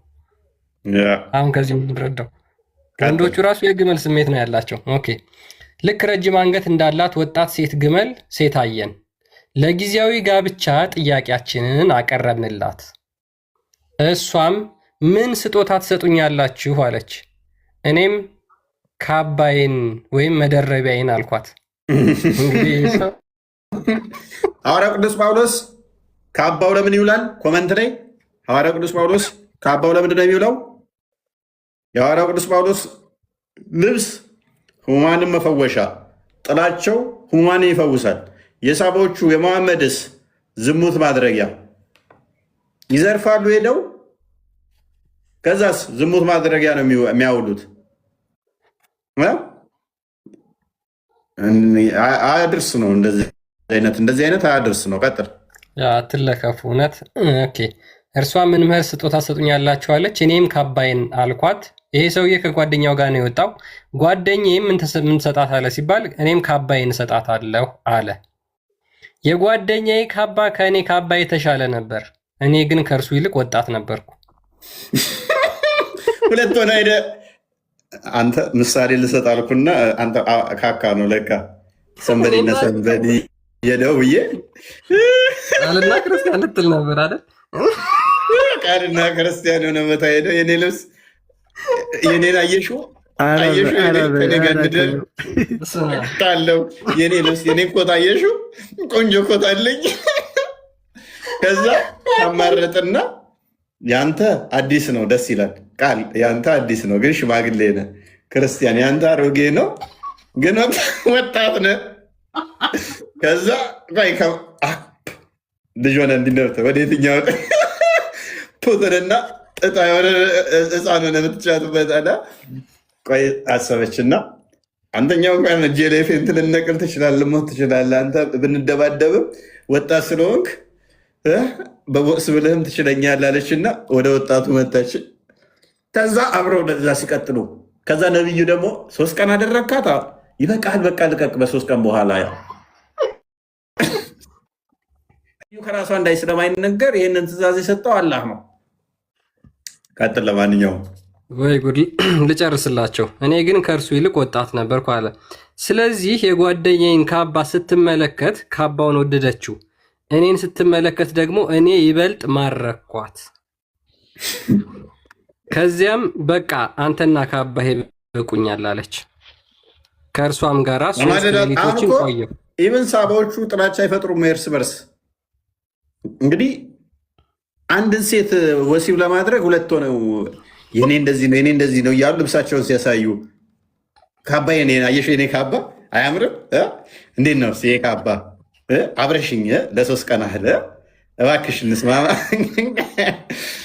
ኧረ ይሄ እኮ ይኸውልህ ስ ዓላማዊ የሆነ ብታደርገው ችግር ፋይን። ከዛ ይሄንን ተከተል ተብለህ ከዛ ደግሞ ይሄ የአላህ ትእዛዝ ነው። ፎጣ ሰጥተህ ልብስ አድርገህ እንደዚህ አድርግ የሚለው ትእዛዝ ነው። በራሳቸው ያደረጉት አይደለም። የራሳችን ድግመት አለን ማድረግ እንችላለን። እንደዚህ ሰዎች ሊያደርጉ ይችላሉ። ፋይን ኃጢአት ነው ብለን እሳ ገብተህ ታልፈዋል። ይሄ እንደዛ አይደለም። አላህ ራሱ ነው እኮ ኤጀንቱ አድርጉ ብሎ ትእዛዝ ሰጪው አላህ ነው። ቀጥል። ኦኬ። ከዚያም በቃ አንተና ካባህ ይበቁኛል አለች። ከእርሷም ጋር 3 ሌሊቶችን ቆየሁ። ከዚያም የአላህ መልእክተኛ እንዲህ አሉ፣ ማንኛውም ሰው ከእነዚህ ሴቶች ጋር ጊዜያዊ ጋብቻ ፈጽሞ አብሮ ካለ ያሰናብታት ብለው መሐመድ ከ3 ቀን በኋላ አቋረጠ። ወይኔ በላቸው ከወቅቱ ጀምሮ ማለት ነው። ነገር ግን አንድ ነገር እንድል ይፈቀድልኝ እዚህ ጋር ወንድማችን ምንድነው ይሄ አማርኛ መጽሐፍ እኛ ያስፈለገን እንግሊዝኛው ላይ ያጠነው አይደለም። ጎግል ሲሉ የነበሩ ውስታዞቻችሁ ምን ያህል ቀጣፊ እንደሆኑ እነሱ እኛ ማናምንበትን አውደ ነገሥት ዘፉካሪ የሚባል የቤተ ክርስቲያን መጽሐፍ ያልሆነ መጽሐፍ ነው ይዘው መጥቶ የሚቀጥፉት። እኛ ግን ትክክለኛ የራሳቸው መጽሐፍ ሲራ ማለት ታሪክ ማለት ነው። እንዳለ የመሐመድ ታሪክ አለ፣ የሰሃባዎቹ ታሪክ አለ፣ ተጽፎ ተቀምጠዋል። ከሀዲሱ ጋር ማች የሚያደርግ ልብ ብላችሁ ተከታተሉ። አሁን ይህን ማነበውና ክርስቲያን ያነበበውን እኔ ማነበውን ምን ልዩነት አለው? እንግዲህ ጎግል ሲሉ የነበሩ ሰዎች ስሙ፣ በደንብ ልብ በሉልኝ። ሙስሊም እንደዘገቡት ሰላማህ ረዲያላሁ እንዲህ ብለዋል። በአውጣስ ዘመቻ ጊዜ መልእክተኛው ጊዜያዊ ጋብቻ ለ3 ቀናት ፈቅደው የነበረ ሲሆን ወዲያውኑ ከልክለዋል ካለ በኋላ ሙስሊም እንደዘገቡት ሰብራህ አልጀብሪ እንዲህ አለ፣ የአላህ መልእክተኛ ጊዜያዊ ጋብቻ እናደርግ ዘንድ ትፈቀዱልን። ከአንድ ሰው ጋር ወደ በኑ አምር ሴቶች ሄድን። አንዲት አንገተ ረጅም ግመል የመሰለ ሴት አገኘን።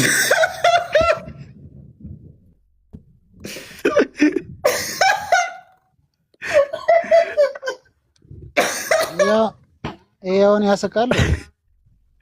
ግመል የመሰለች አንገተ ረጅም ውበቷ መገለጫ እኮ ነው። ባይዘ ቁርአን ውስጥ እኮ አለ። አንገት መርዘም ማለት የውበት መገለጫ አይደለም እንዴ?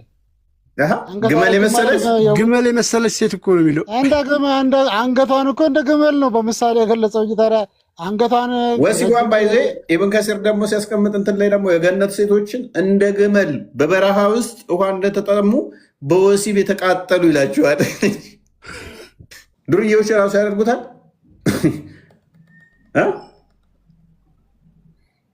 ነስ ጓድ የጓደኛዬ ካፖርት ከኔ የተሻለ ነው። እኔ ደግሞ ከእርሱ የተሻልኩ ወጣት ነኝ።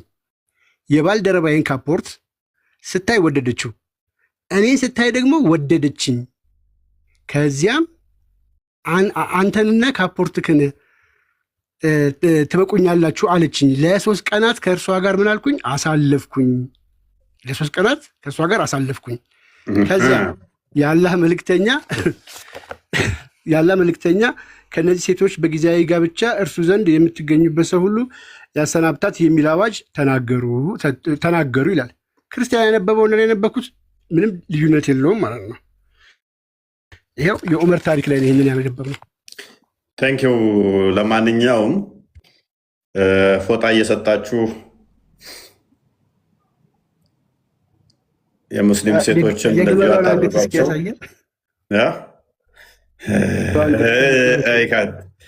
ፎጣ እየሰጣችሁ ችማ ሸበላ ነች፣ ሸበሊት ነች። ችማ ተውተው ሸበላ ነች። ረጅምና ግመል የመሰለች እኮ ነው የሚለው ግን አማርኛው አዲሱ ላይ ግመል የመሰለች አንገቷን ረጅም ካለ በኋላ ግመል የመሰለች ነው የሚላት። እኔስ ለዛሬ ይብቃን። አይ ቲንክ